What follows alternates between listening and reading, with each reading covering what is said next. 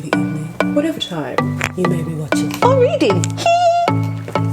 Hi, it's Ruby Susan here with another video.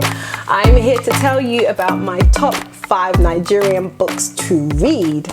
And the reason why I'm doing this video is because on Instagram, if you don't follow me on Instagram, here's the link.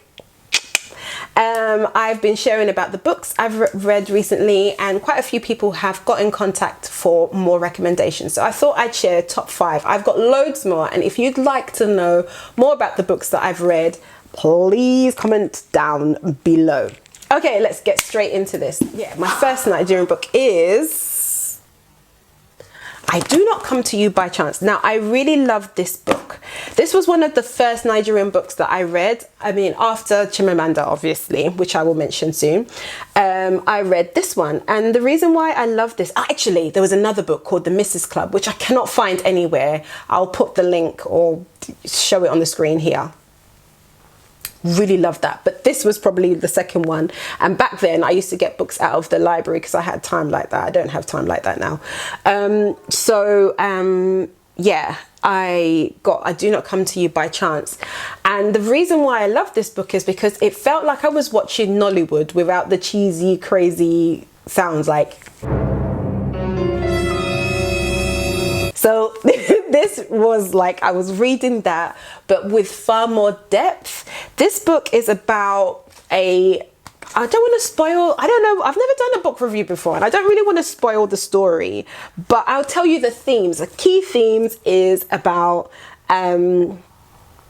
this guy called, point to note, I read books super fast, so I don't always remember the detail, but I'm really enjoying it at the moment. Does that make sense? It's kind of like fast food for me. But I really do, but this book I've read twice, so I should really know the details, but I don't remember the name. Okay, yeah, Kingsley, that's the name, and the main character, and how his like rags to riches through kind of fraudulent activity happens. This is a really entertaining read, and I just really recommend this book for entertainment, for wit, for insight, for pictures of how Nigeria is in terms of modern day, and it goes right from like before the internet age and then more into like, you know, when people used to go to internet cafes. People don't really do that so much now, but it's that kind of era. I really enjoyed this book. My Sister, the Serial Killer. Oh my gosh, I really enjoyed this. I read this within a weekend. And what I liked about this story is because it was not the typical story. And this one isn't either. Like, I find a lot of Nigerian books or a lot of Nigerian writers are themed around the Biafran War and things like that. But these are kind of modern stories. And I like this because it was about, I think, even though the title talks about killing and murder and stuff like that, the main theme of this book actually, I feel, is about love, but not like soppy love. It's more about like unrequited love and like longing and family relationships and sisters. And I just thought, and there's like some deep meanings into like the family dynamics that I really loved in this book. And it's really short, so you could read it, like it's a great weekend away read, I find. I tend to do a lot of my reading when I'm on holiday or on the weekend, so I think this is a really good one. I think it's a great introduction to Nigerian writing as well. I love the fact that it's set in Nigeria, and it's got a bit of stuff to do with social media. So I really like just tiny bit about social media. It's just something that's sticking in my brain. Love this, love the front cover, brilliant book. I cannot talk about Nigerian books without talking about the great Chimamanda Adiche. Now, this is Americanah. The first book I read of Chimamanda's was Half of a Yellow Sun.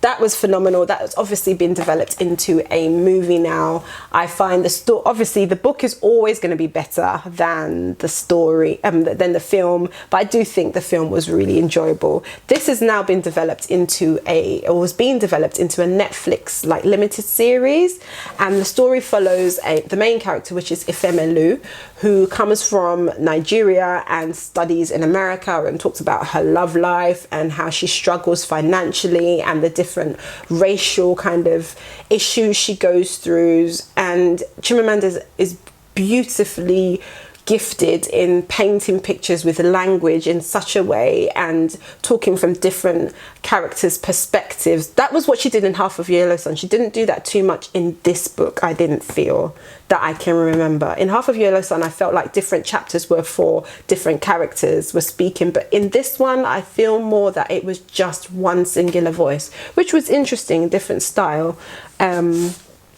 Always with Chimamanda's books, and somebody else that I've just recently read, which the title, I can't remember the author, I'll put it here, but it was The Private Lives of Nena Maloney. I find I need a dictionary, and sometimes that frustrates me because I'm enjoying the book so much. I don't want to get up and look for my phone, because I tend to put my phone away when I'm reading and then start defining like the story, like the word, and then writing it down because I want to remember. Like, it spoils the flow. So that's the only thing that I don't really like about reading Chimamanda's. But it's such a it's so rich with literary like goodness, yeah, that you can't not read a Chimamanda book. So that's a good one. The Shadow of a Smile. Now, I really like this, and I don't know why no one's speaking about it. It's called The Shadow of a Smile by Kachi Ozumba, sorry. And I really enjoyed this book. I was recommended this book by a colleague who was reading it at the time, and I couldn't find it anywhere. I struggled to find it. I eventually found it on Amazon. And what I really no, actually, I don't even think it was on Amazon. I'll have to figure out where I bought it from. But what I really loved about this book was that it painted, again, it was a different side of Nigeria. It wasn't about race. It wasn't about, like, Americana's got a bit of race in it, discussions about race. It wasn't about, like, polygamy or anything like that. It was about prison systems in Nigeria, crime. And I never thought about the prison system, what it might be like to be wrongfully imprisoned in Nigeria and getting through the law system and things like that, and justice system.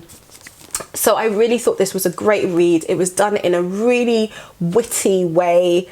I just thought it was really, really good. I thoroughly enjoyed this book, and I do remember laughing out loud at one point during this book. So I think this is definitely worth a read. It's one of those undiscovered gems, a writer that maybe not a lot of people know about, and he didn't necessarily get as much press, but I think this is a fantastic read. My favorite book of the moment, which if you follow me on Instagram you would have seen, is this.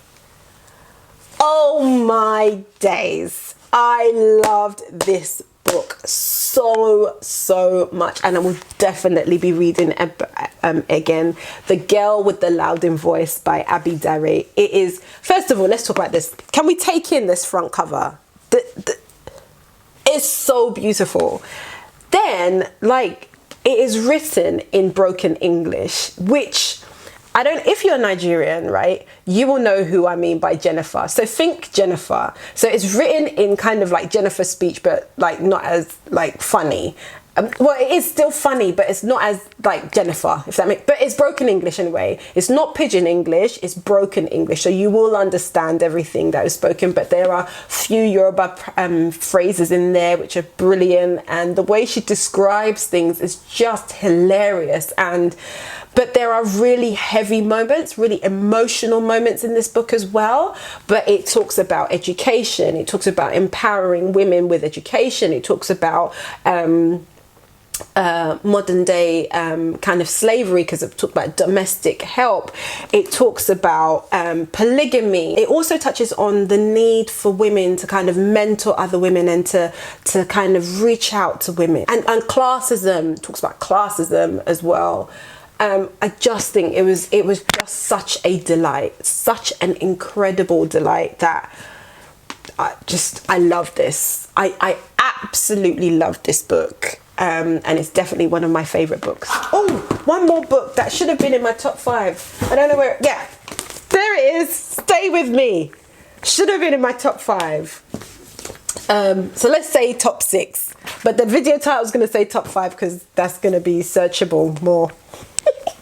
This is such a moving book. This book is so moving, and I think particularly with me it was very triggering because it talks a lot on the subject of trying for a baby. It talks about the fertility journey and mourning the loss of a child and the pressures that puts on your marriage and your relationship, and you know, issues with your parents. And I just think it was so beautifully written, and it's just an incredibly moving, powerful book.